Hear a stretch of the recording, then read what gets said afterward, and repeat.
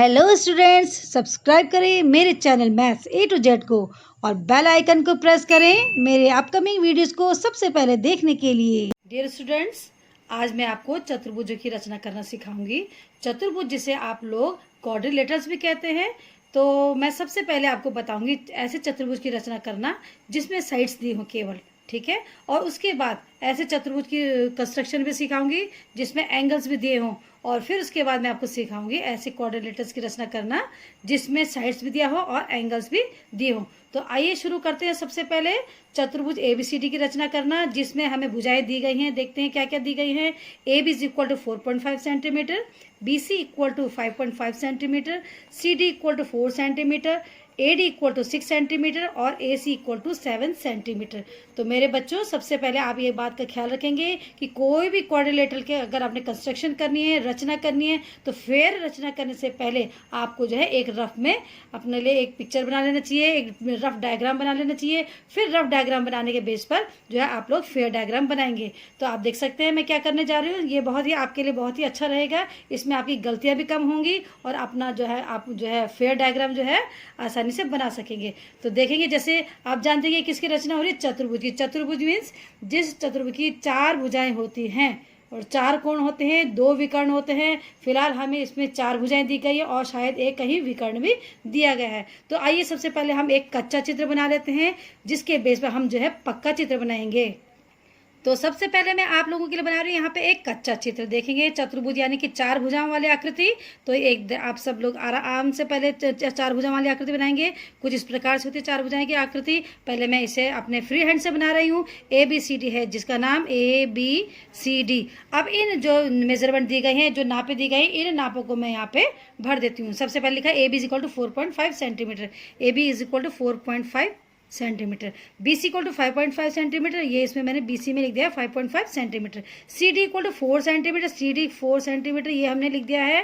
और AD is equal to 6 centimetre, तो AD 6 centimetre है। अब आप देख सकते हैं ये 4.5 है, ये इसके सामने जो है इसके जस्ट सामने पड़ रहा है, तो इसका मतलब ये कि इसके इक्वल हो गया। लेकिन ये 4 सेंटीमीटर होना चाहिए, इसका मतलब ये इसे थोड़ा छोटी साइड होगी। इसे थोड़ा सा हम जो है एडजस्ट करके इसे थोड़ा सा नीचे ले आते हैं।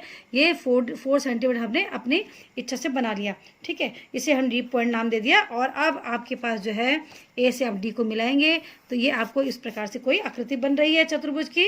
AD कितना दिया गया है, 6 सेंटीमीटर दिया है, ये हमने भर दिया है। इसके अलावा आप यहाँ देखते हैं ये कितना लिखा है, AC equal to 7 centimetre. AC means A से आप C को ज्वाइन करेंगे, ये आपका एक विकर्ण बन गया जिसे आप डायगोनल भी कहते हैं। 7 सेंटीमीटर का ये डायगोनल है। अब ये आपका है केवल कच्चा चित्र। बच्चों ध्यान रखेंगे आप इस बात का कि आपको इस बेस पर जो है मार्क्स नहीं मिलेंगे, लेकिन फेयर डायग्राम बनाने के लिए, पक्का चित्र बनाने के लिए ये जो चित्र जो है आपकी बहुत हेल्प करेगा। तो सबसे पहले आइए हम सबसे पहले क्या करेंगे, ये BC रेखाखंड को खींचते हैं।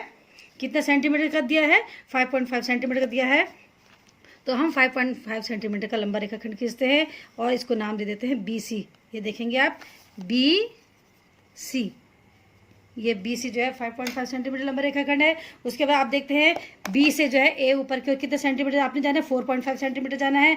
तो आप अपना स्केल लेंगे, इसमें अपने ये जो प्रकार को रख करके 4.5 सेंटीमीटर को मेजर करेंगे।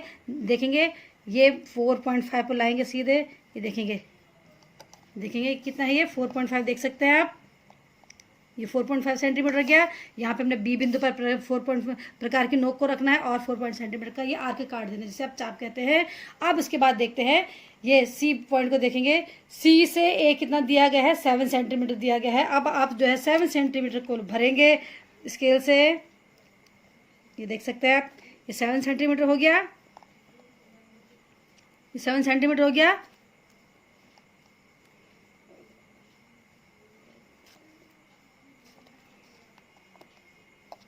ये 7 सेंटीमीटर आप आ गई। अब आप C पर अपने प्रकार की नोक को रखेंगे और जो है एक और आर्क काटेंगे जो पहले वाले आर्क को काट लेता है।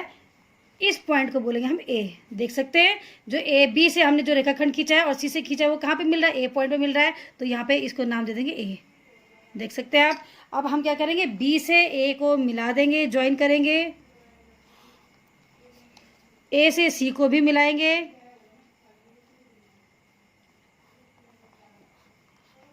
चूंकि ये एक विकर्ण है, डायगोनल से मैं जो है ये डॉटेड डॉटेड लाइन से मिला रही हूँ। उसके बाद आप जाएंगे अगले स्टेप में, देखेंगे सी बिंदु से आप डी बिंदु पे जाएंगे तो कितने सेंटीमीटर की डिस्टेंस कवर होगी, 4 सेंटीमीटर। मतलब सी से डी जो है 4 सेंटीमीटर दिया गया है। हम क्या करेंगे, सी पे प्रकार की नोक रख करके और 4 सेंटीमीटर की डिस्टेंस भर के, दूरी भर करके एक और आगे काटते हैं। तो सी से हम जो है एक नाप ले लेते हैं जो 4 सेंटीमीटर की नाप होगी।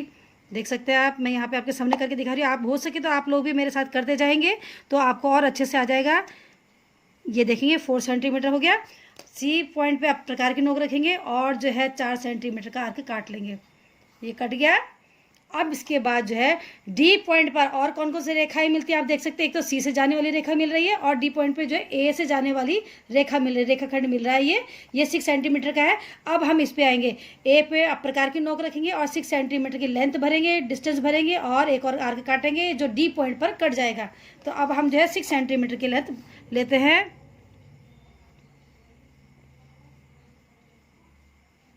ये देख सकते हैं आप, 6 सेंटीमीटर की लेंथ भर ली हमने। अब हमने ए पर प्रकार की नोक रखनी है और जो है दूसरा आर्क काट लेना है। जो पहले वाले आर्क को किसी पॉइंट पर काटता है इसको आपने कह देना पॉइंट डी। अब आप सी को डी से मिला सकते हैं। ये देखते हैं,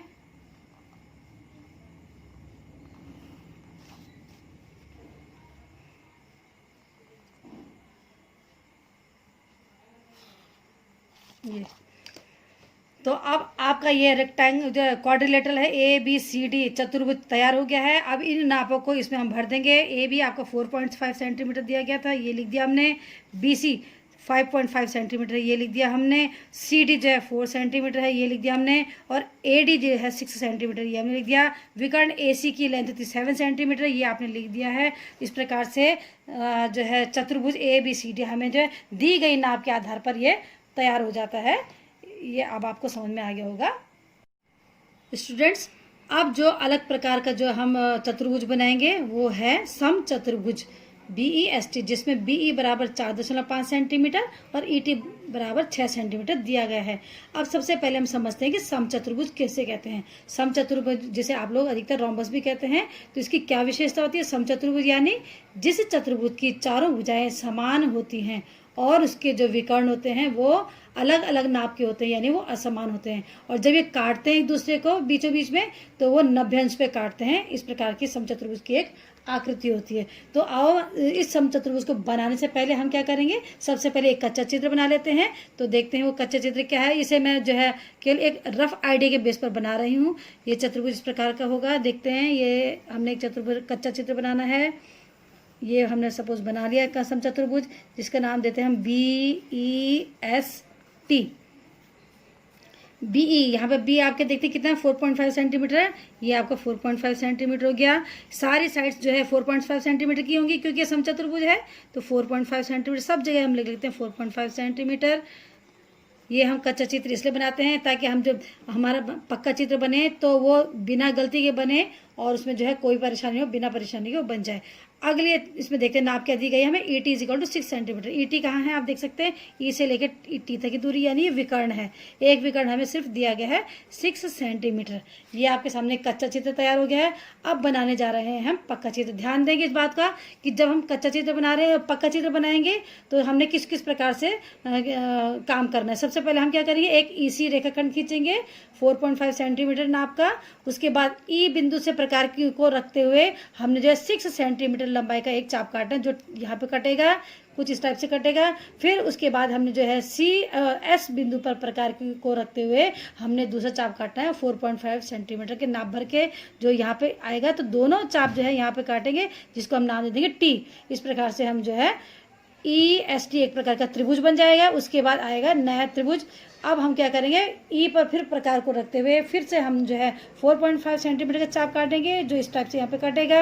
अब हमें जब T प्राप्त हो चुका है तो हम T पे प्रकार के नोक रख के हम जो है फिर दोबारा से 4.5 सेंटीमीटर का नाप का जो है एक और आर्क काटते हैं जो B पर कटता है।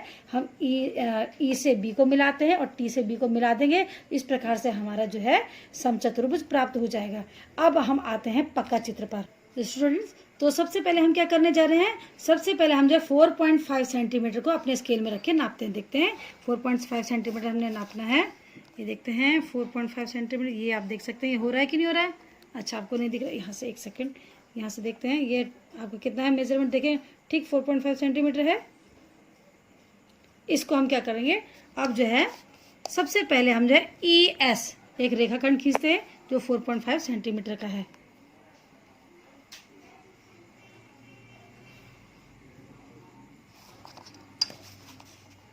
ये हमने ES रेखाखंड खींचा 4.5 सेंटीमीटर का। अब इसके बाद हम कच्चा चित्र में वापस देखते हैं। कच्चा चित्र में आपने क्या देखा, ES पॉइंट से आपने कितने सेंटीमीटर लंबा आर्क काटना है, 4.5 सेंटीमीटर का। ये हमने 4.5 सेंटीमीटर की लेंथ से पहले से भर रखी है। अब हमने S पॉइंट पे प्रकार को रखते हुए एक 4.5 सेंटीमीटर का हमने आर्क काटा, देख सकते हैं आप लोग। उसके बाद E पर फिर प्रकार को रखते हुए हमने 6 सेंटीमीटर का जो है ये दूरी भर के, डिस्टेंस भर के हमने जो है क्या करना है, एक आर्क और काटना है। तो देखते हैं सबसे पहले हम 6 सेंटीमीटर,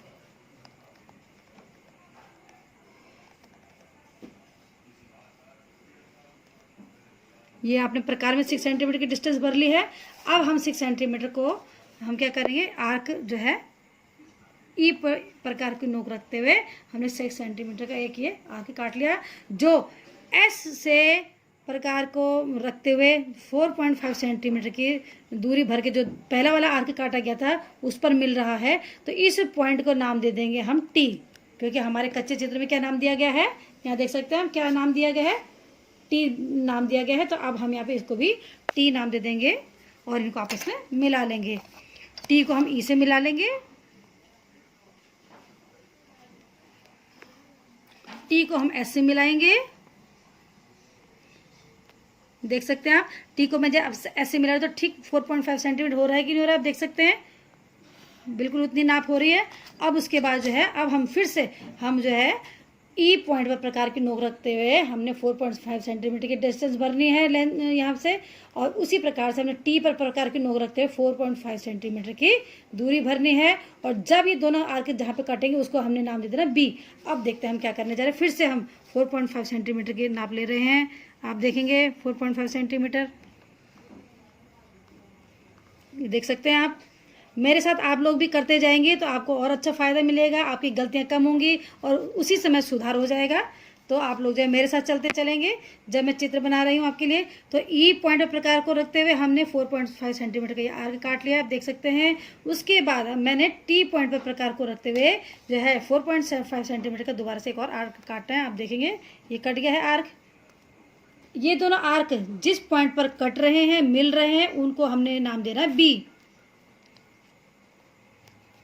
आप सब देख सकते हैं कि जो भी मैं पक्का चित्र में जो भी काम कर रही हूँ, मैं कच्चे चित्र के हिसाब से कर रही हूँ। पहले कच्चे चित्र में देख रही हूँ, उसके बाद जब पक्के चित्र में काम कर रही हूँ। अब ई को बी से मिलाते, बी को ई से मिलाते हमने जो है देखेंगे रेखाखंड खींचा, ये ठीक 4.5 सेंटीमीटर का हो रहा है कि नहीं हो रहा है, देख सकते हैं आप। ये 4.5 सेंटीमीटर लेंथ का है। उसके बाद ई बी को भी हम टी से मिलाएंगे, ये भी जस्ट 4.5 सेंटीमीटर नाप का है, ये देख सकते हैं। तो ये भी 4.5 सेंटीमीटर हो गया, ये भी ये आपका 4.5 सेंटीमीटर है और ये भी आपका 4.5 सेंटीमीटर नाप का है।